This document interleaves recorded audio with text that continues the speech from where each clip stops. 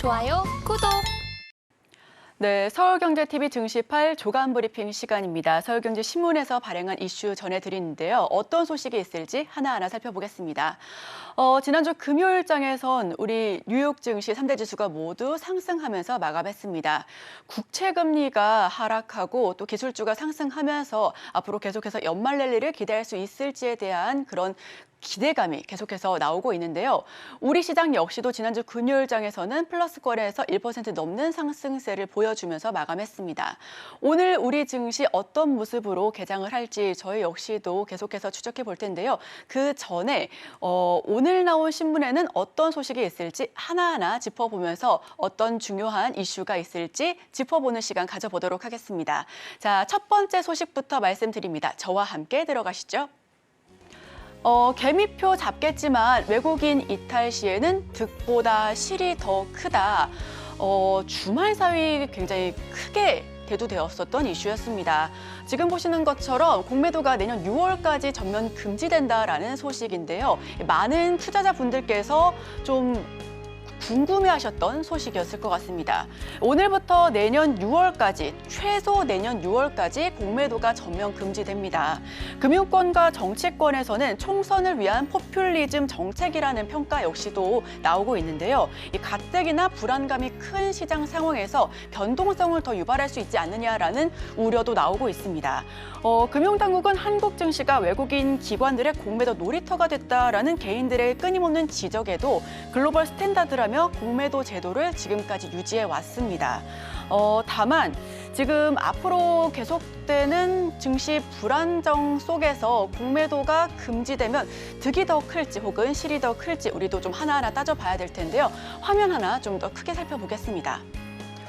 역대 공매도 전면 금지 사례입니다. 2008년 글로벌 금융위기가 한 차례 있었었죠. 또 유럽 재정위기, 이어서 2020년에서 2021년에는 코로나19 위기 역시도 있었습니다. 그 이후에 2023년 오늘부터 내년 6월까지 공매도 관련해서 전면 금지 조치를 내린 건데요. 지금까지는 코스피 200, 코스닥 150, 총 350가지 종목에 한해서 공매도가 일시적으로 가능했었습니다. 다만 앞으로 오늘부터는 전 종목에 한해서 모두 공매도가 금지되는 그런 조치를 취했습니다. 공매도라는 거는 주식이 하락할 거를 좀 베팅하면서 예를 들어 한 주에 10,000원짜리 주식을 제가 지금 가졌습니다. 그런데 이 주식이 6,000원으로 하락하게 되면 6,000원만 갚아도 되기 때문에 즉 4,000원의 차익이 생기는 건데요. 주식시장에서는 유동성을 공급하고 변동성을 줄이는 순기능이 있어서 전 세계에서 대부분 지금 현재 공매도를 허용하고 있습니다. 다만 국내 주식시장에서는 개인 투자자들에게 굉장히 불리한 제도였는데요. 기관, 외국인 담보 비율은 105%, 대차 기한이 없습니다. 반면에 개인은 담보 비율 120%고 상환 기간 역시도 90일 차이로 굉장히 차이가 크기 때문에 개인 투자자들에 있어서 굉장히 불리했었던 제도였는데요.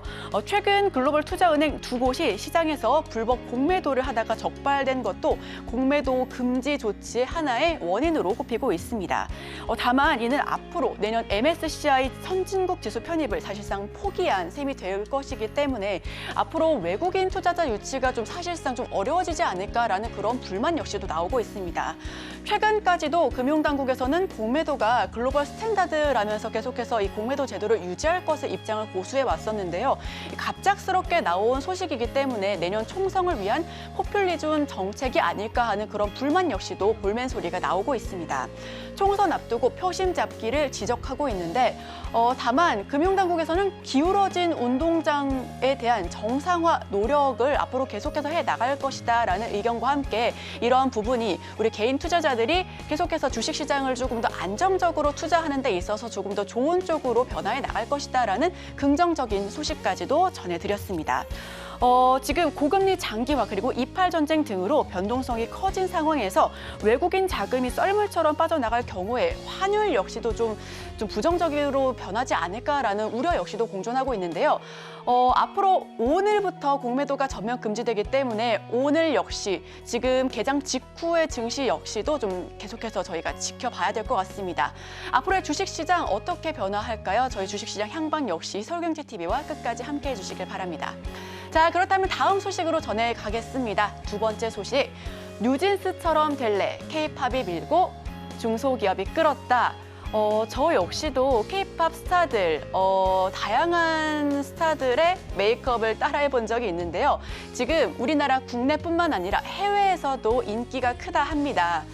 지금 미국으로 수출된 K 화장품 규모가 2019년에는 이 4억에서 지금 2023년 7억만까지 훌쩍 그렇게 달러가 기준으로 엄청 크게 상승했는데요.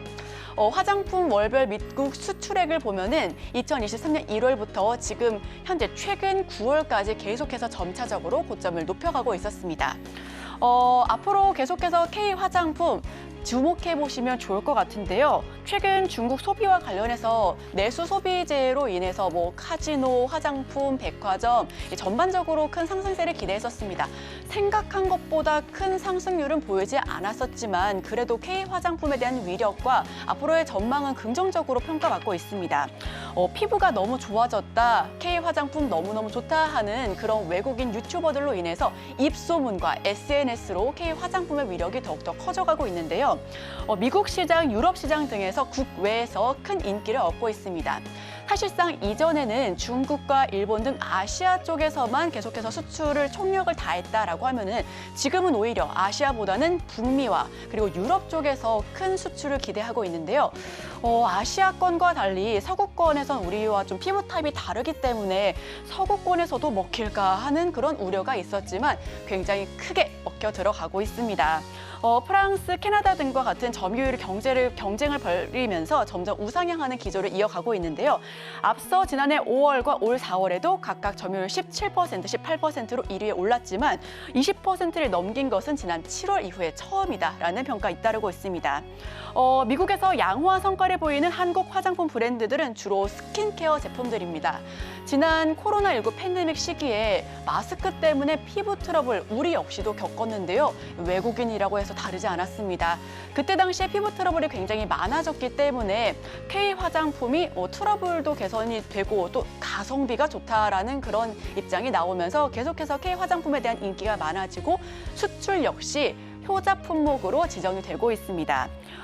한국 아이돌을 선망하는 젊은 층에서 K-뷰티 소비에 긍정적으로 밝혀지고 있고요. 또 아모레퍼시픽 같은 경우에는 한류를 적극적으로 활용해서 북미 지역을 시작으로 BTS와 협업해 계속해서 미국 점유율 시장을 높여가겠다라는 의견까지도 보여주고 있습니다.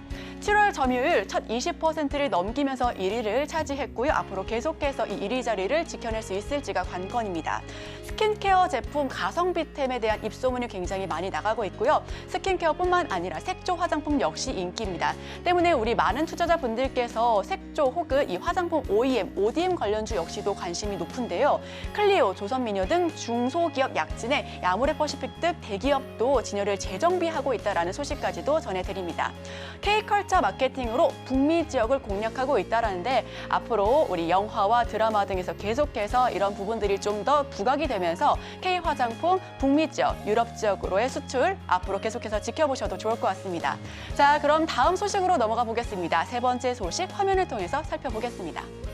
전기차 뜨자 팔라듐 ETF 날개 없는 추락. 사실 최근에 이팔 전쟁 장기화 그리고 고금리 장기화 기조 등으로 주식시장보다는 금, 은과 같은 대체 안전자산 쪽에서 인기가 굉장히 높아졌었습니다. 글로벌 증시 불확실성이 커져가면서 안전자산 선호도가 높아지고 있었는데요. 금, 은과 함께 3대 귀금속으로 꼽혔던 팔라듐 역시 관심이 집중됐었는데 이 팔라듐을 추종하는 ETF는 고전을 면치 못하고 있다는 소식 전해드립니다. 팔라듐 물량 대부분이 자동차 촉매제로 활용이 되는데요. 즉 내연기관에만 활용이 된다는 소식입니다.